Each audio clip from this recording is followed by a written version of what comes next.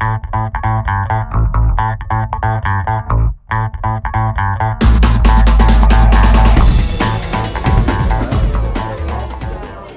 everyone, welcome to our vlog. Our FERALTANGO vlog. We're back. We are in the future, but in the past, because actually I am spending a whole week with my family on vacation. Yay! While Ivan goes to Buenos Aires. Yay! So we're filming this a little ahead of time. So today is going to be a super special vlog. We're going to be talking about performing, and just as a little joyful tidbit, we have my darling sister, Miss Tina, who doesn't know anything about tango or performing tango, to ask us some fascinating and involved questions. Welcome, Tina. Thank you. Hello. So you guys are talking about performance. Yes. And that's something that absolutely terrifies me. Just the thought of it is terrifying. So I guess my first question is, do you still get nervous? Do you ever get nervous when you perform? Sarah. I don't get nervous anymore, but I used to get super, super nervous. I would get so nervous that I would be like shaking. And so how did you get past those terrified nerves? It's either sink or swim, I guess. Like, you just keep pushing through it until you're not nervous anymore. But actually, I think worse than nerves for me is looking at the video afterwards of the performance. Oh. And then it's never that you have the same feeling like how you feel when you dance. Because sometimes you dance amazing feeling, and then you see the video and you're like, oh my God, what was that? And sometimes you're like, you know, you get off the stage and I'm like, Ivan, that was the worst performance ever. And then it turns out to be like visually great, and you're like, what? I don't know. So do you think that performance, is it a process or a product? Wait, should we go one at a time? Yeah, go ahead. I thought you said you weren't nervous. My answer would be, I do get nervous. I think we kind of addressed this a little bit on one of the questions. We had it from our last vlog, and for me it's just a combination of being excited and at the same time being being a perfectionist. I want to make sure that things are good, but I don't get nervous like I would shake like Sara used to have. That's not true. Sometimes he gets a little handshake. He's like on the left hand. That's not from being scared. For me, I feel like I get a little nervous, or I feel a little bit of whatever that is right before I'm going to perform, and as soon as I hear my name and then we enter, that's the end of it. That's it. It's gone. And so what is this little from? Maybe it's you, and you still think it's me. No, because I swear sometimes we perform, never shake. And I see Ivan's hand waiting for my hand, and I see it go a little bit like this. Anyways. So what was your guys' like absolutely worst performance experience? Oh my God! Okay, so this is kind of goes into gossip territory, which is awesome because Sara can talk about this. Her entire career has been like that. So okay, go ahead, Sara. Okay, so I've had some really terrible performance experience. The first, yeah, okay. I won't go completely into like the long story. We'll need like 20 more. But I'll give you maybe like two examples. We're getting pancakes. I got it. Thank you. So my first experience that we ever performed, it was really terrible because we performed in a library on carpet to a lone guitar. was only the guitar. Can you imagine? Just the guitar playing tango. And the arrangements were like 6-minute arrangements, and it was terrifying. And we have to specify what the guitar player was playing. It was Piazzolla.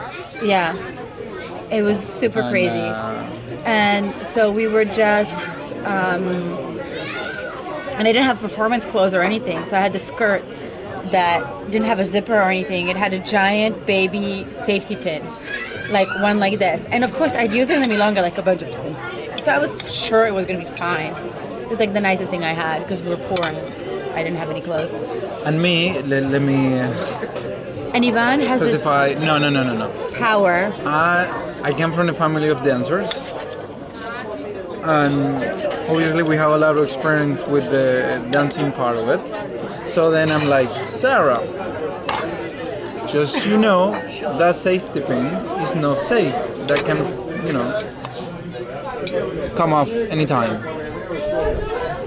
Yeah, so, but I don't know if that he knows or that he makes it happen. I'm still not sure which one it is. So anyway, so maybe 20 seconds into this 6-minute song, I feel like, and it wouldn't have been a big deal if I had like a big underwear on or if I had like tights on or something, but I didn't. I had like a little, a little thing under. A little thumb. A little thing.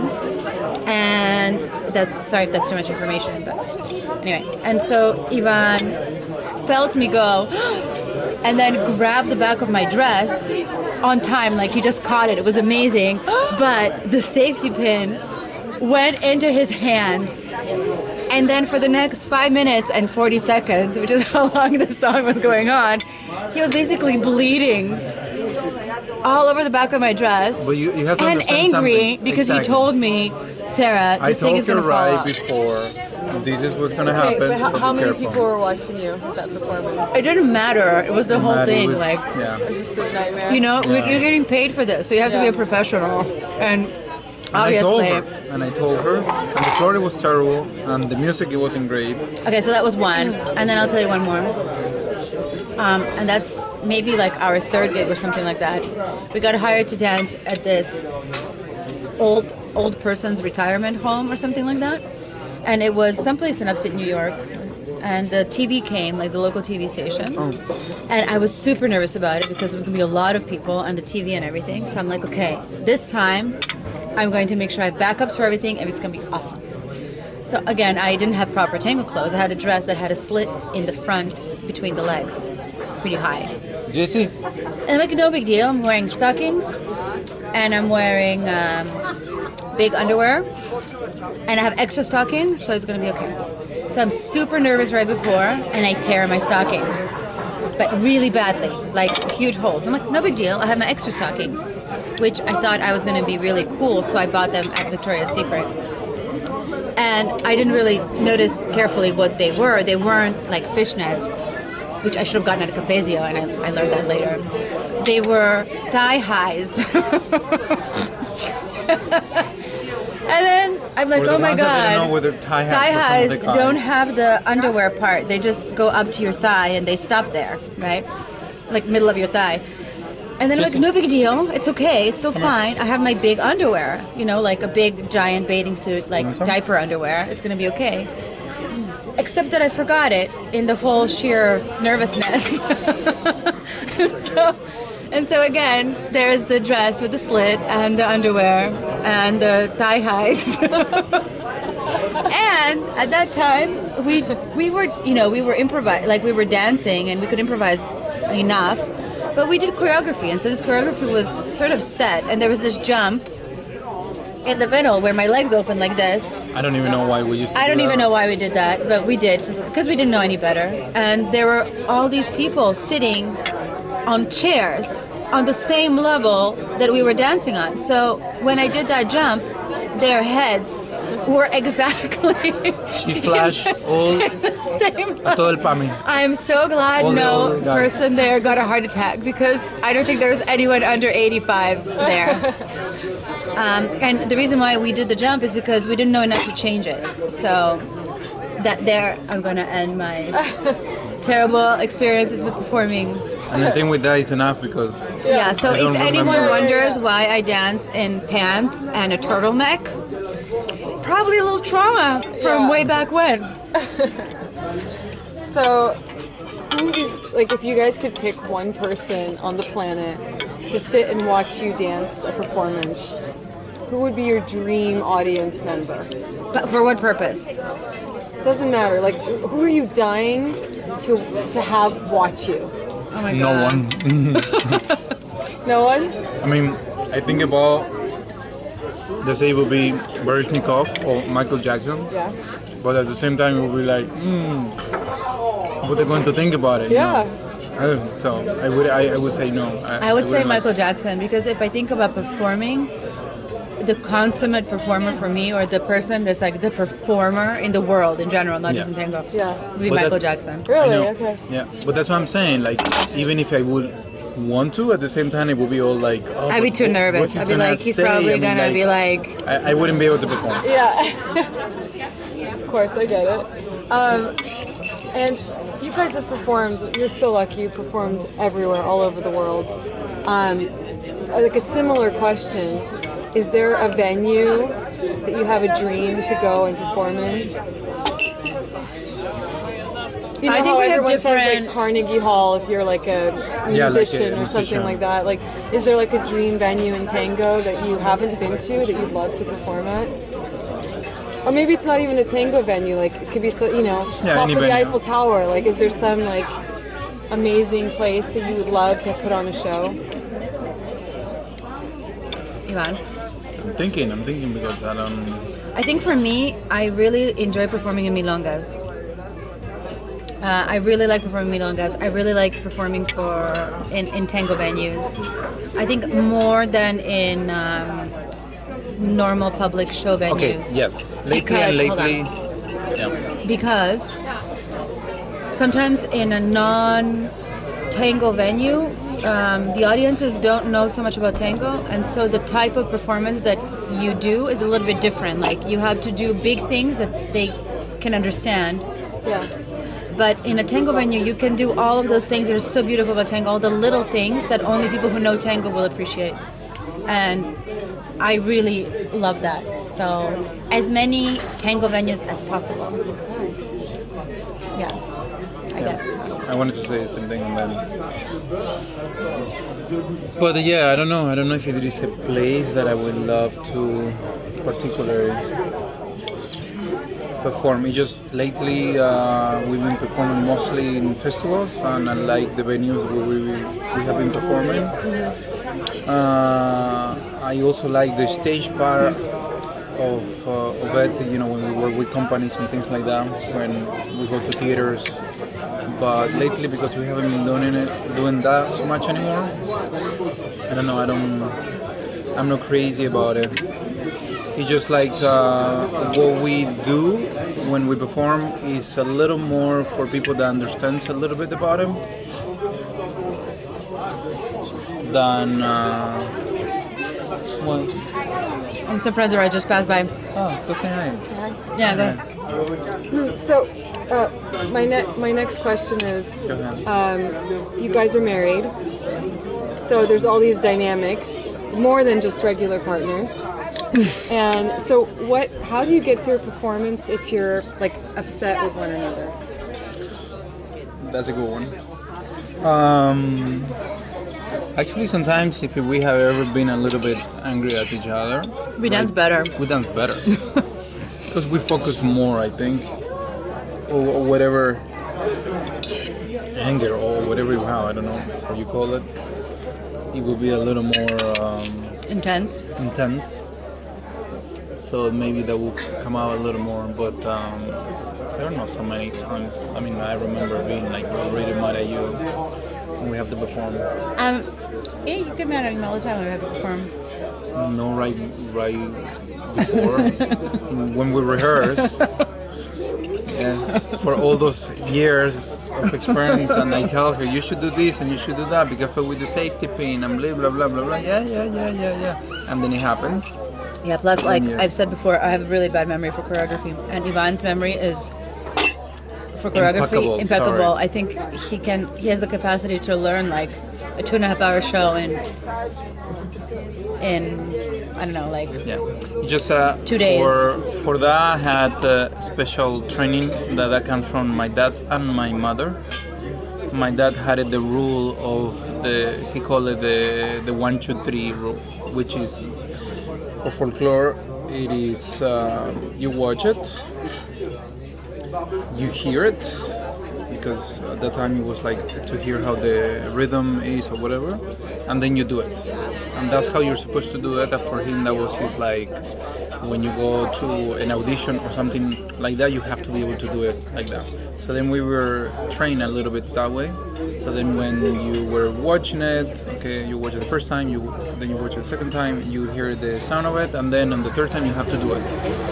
So with time, getting really good at that, I developed for myself the rule of number 1. And like I wanted to do it better than how my dad used to do it. So now I can do it as I watch it and as I hear what the other person is doing. So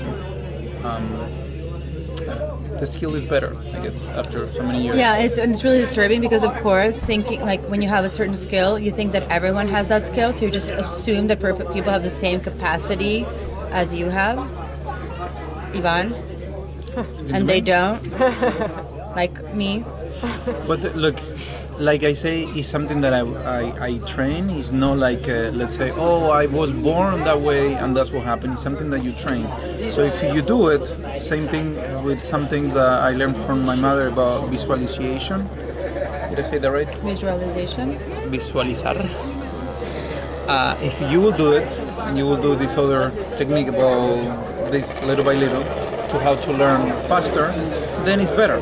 Yeah, I mean, But this one, I told her many times how to do it, and it took her how many years for you to understand what it means? Yeah, because I was working on other stuff, Ivan.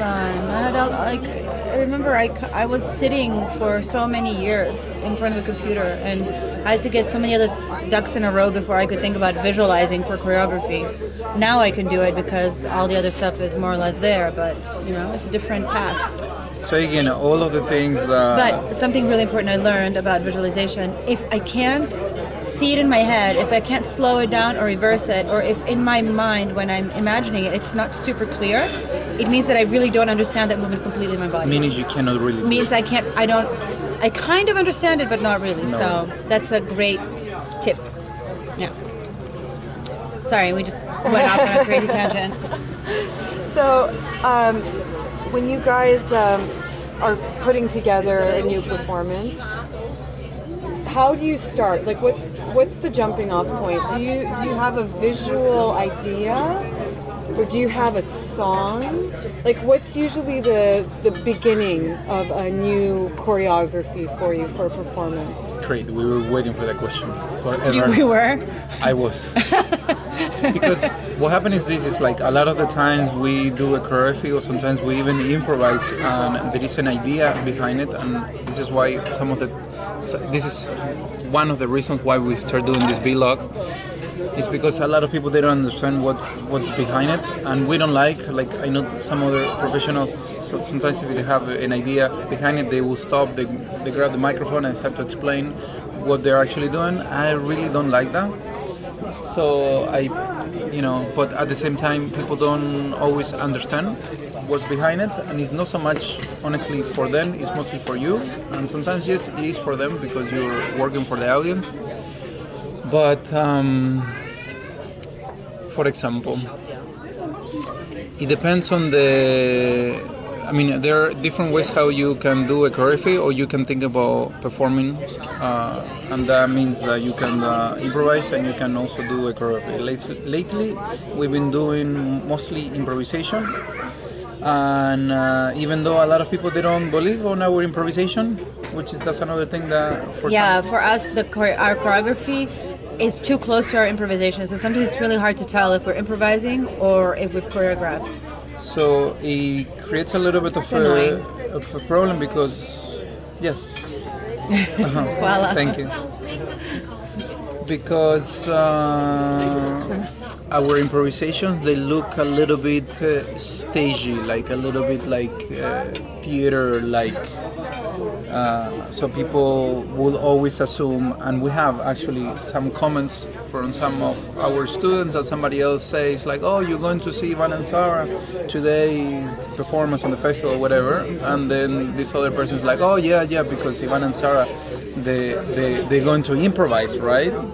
Some, A snide comment. Yeah, which is okay, you're like, whatever, you cannot please everybody. But it's just sad because it's people that they don't really know us, they don't really come to our classes, they don't really know anything about us. So it does bother me a little bit, but at the same time it's like, well, what can you do? But yes, you have to do because of how we think about performing. For me, performing is not dancing just how you dance in the milonga. For that, I keep just dancing in the milonga socially like everybody else. When I'm going to perform, the word itself will tell you need to perform, you need to put a show, you need to show something that you've been working on.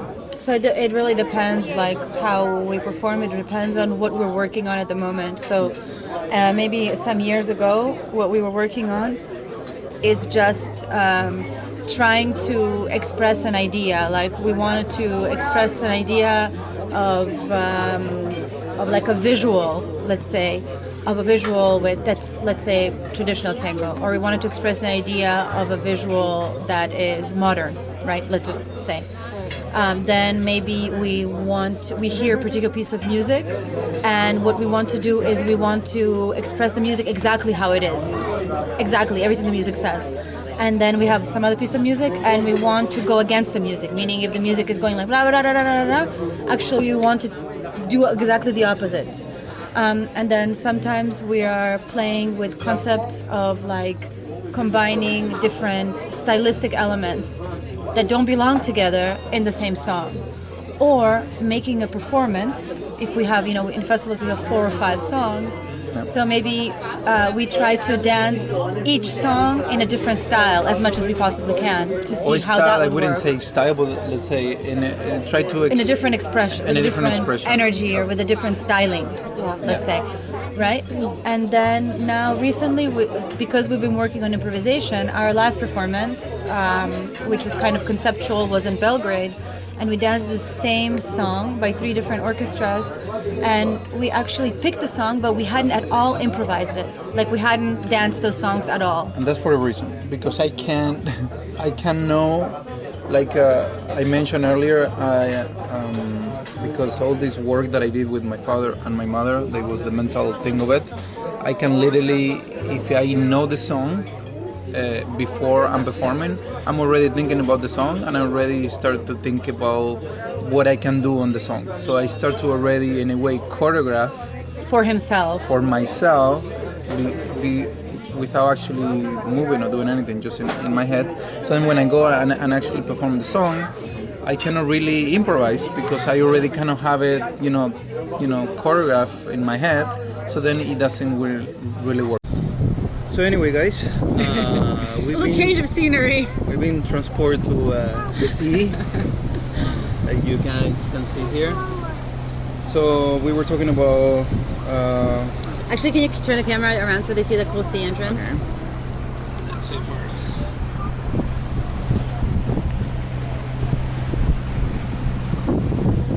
So that's an entrance for speedboats. They go in one way and then they come out on the other side. It's like a secret hideout. Very good. Yeah. Anyway, a little distraction. As always. But sorry, we ran out of battery and yesterday. So we have to finish it today.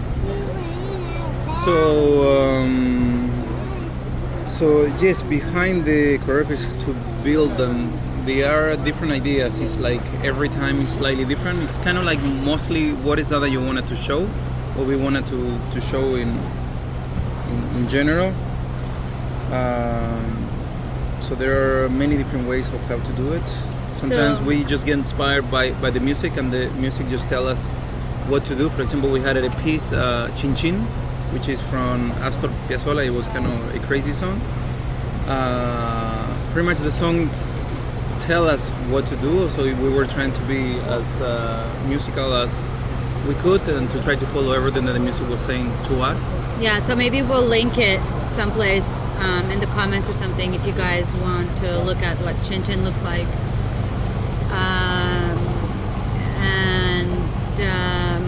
Then we did songs that we were thinking more conceptually about, like our improvisation songs, which most of the stuff that we've done in the last year and a half is improvisation. Because mostly, if we think about it, and we mentioned this before, when you do festivals, there are like, you do 4 to 5 songs.